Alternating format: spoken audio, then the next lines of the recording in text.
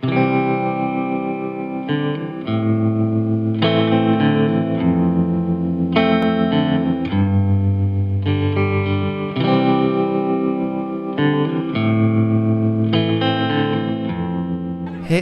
after hit after hit.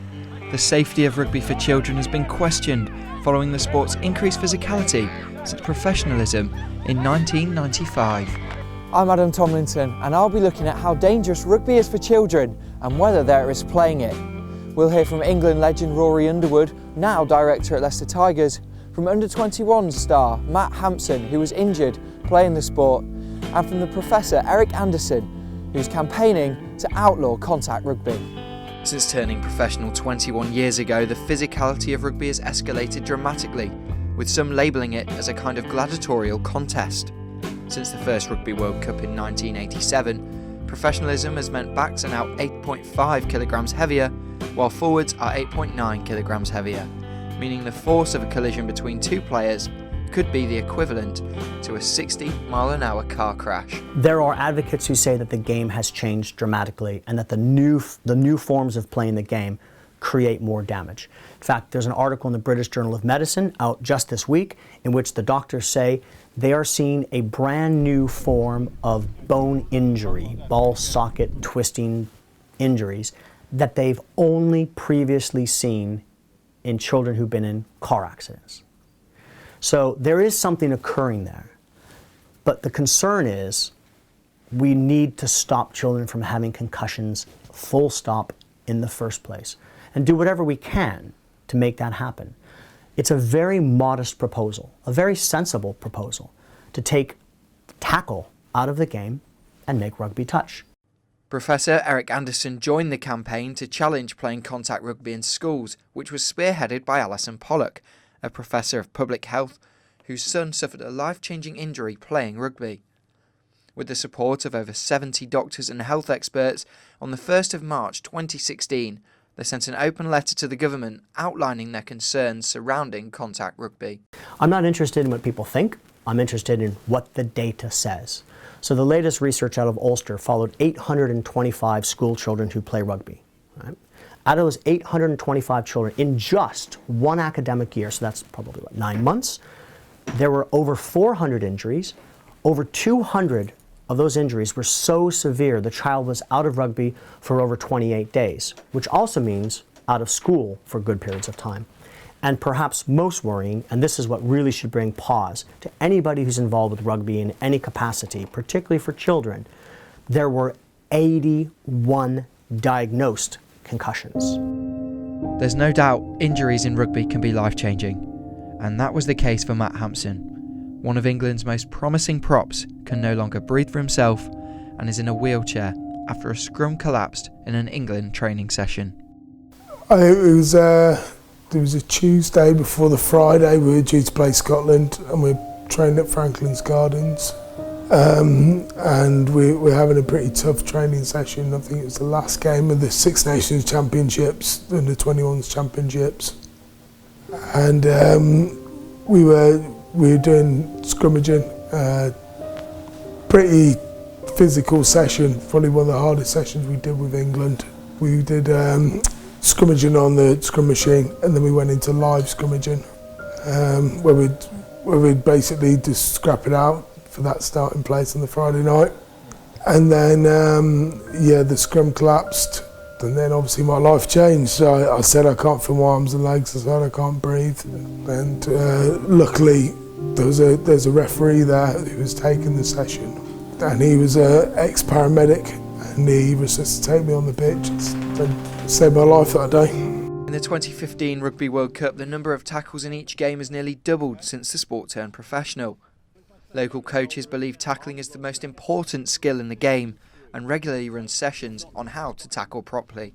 Now hit him, good boy, now drive, go down Joe, you're down. They need to know exactly where to put their head, where to put their hands, especially in the contact area, and they'll only learn that by actually practicing it. Rugby needs to be taught correctly. I think they need to go through the same stringent rules around the game as what I went through when I was growing up. So start off with touch rugby and then build the game up rather than going straight into contact rugby. And I think the chances of injuries are heightened because if you go obviously straight into contact rugby, then you're not learning the correct technique. I mean, I think it's important that there is contact at an early stage, but that it's also properly taught. The importance of the technique for me is the biggest thing. I've played against big opposition when I was a kid as when I was playing rugby for England. Nothing's changed, and so you still got to technically tackle that person in the same way. New rules were introduced for youngsters by the RFU at the start of the 2015-16 rugby season to improve youngsters' skills and to keep them in the game. Most of the rule changes concern contact. Scrums were made non-contact up to under 12 level, then pushing, and more players are introduced as you move through the age groups. There is no limit on the amount of players who can contest the ball at under 12 level, and handoffs are also introduced. You're always looking at the changes because as the professional rugby's got fitter, stronger and everything, it percolates down. So, you know, we used to run around the pitch a bit and on training before we went and did our moves, but nowadays schools have got strength conditioning people, they've got physios and stuff, you know, some of them, especially the fee-paying schools, etc. And so the abilities lower down is becoming way, way better than it was when we played. This is the fallback argument that the RFU is currently using. If children are trained properly, rugby's a safe sport. The best trained players in the world are professional rugby players. And if you watch the Six Nations, there's a lot of injuries and a lot of concussions. So these are the best trained players in the world who have strong musculature to absorb the shock, who have the best coaches in the world, who have a neurologist on the field, who have a concussion spotter in the stand, and yet still high rates of concussion. So if you think that professional rugby players deserve a neurologist on the field, highly trained people, then why don't you believe children deserve the same? The reality is training is only that much of the picture. At the end of the day, it is still bodies at high velocity colliding into each other. That's where the brain trauma occurs, and there's nothing you can do to prevent that. The letter put forward by Anderson calls for tackling to be introduced after children have left school. But is that too late to introduce a skill as important as tackling? 16 is way too late for me.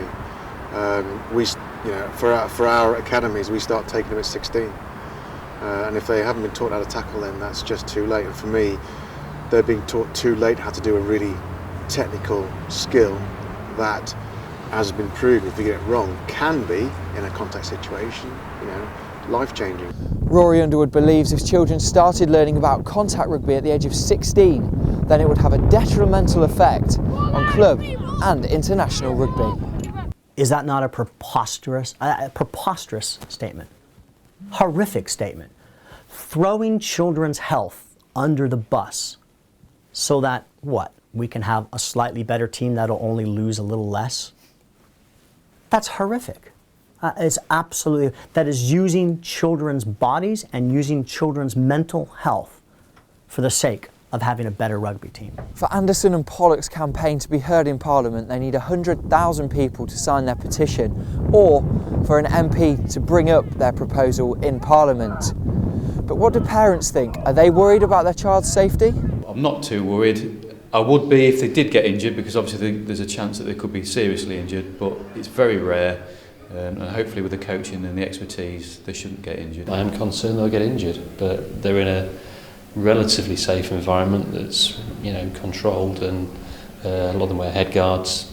So hopefully, God forbid, it won't come to anything serious. Do I believe that children age 11 have the cognitive capacity to understand the injuries, the lifelong implications of brain trauma from tackling at their age?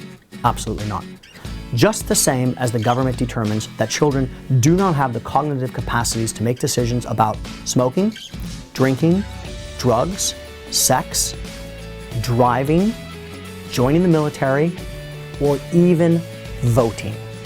The government believes that children are not cognitively capable of making a proper decision about voting, but they are cognitively capable of making a decision about playing a very violent contact sport.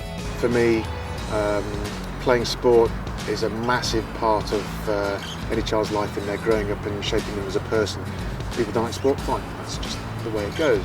And yes, we've got to make sure we do right by the players, yes, we've got to look after them from an injury point of view, but a lot of that's down to education, getting the technical right and getting the coaching. I look at rugby as a sport that gives me far more now than what it did before my accident, and how it supports me and how it sort of continues to support me for the rest of my life, and how the friendships and camaraderie that I've sort of made through rugby has been amazing, and it continues to be like that.